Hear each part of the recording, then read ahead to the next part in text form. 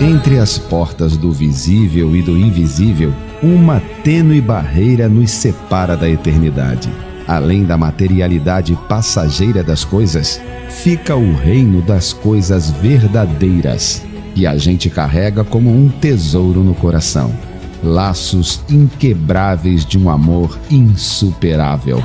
Ternuras profundas de uma amizade real.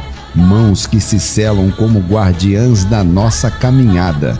Espíritos de luz iluminando nosso coração. Fantasmas familiares como guias, como forças de proteção. Aí a gente vê que o tempo não vale nada. É pobre na estrada da evolução.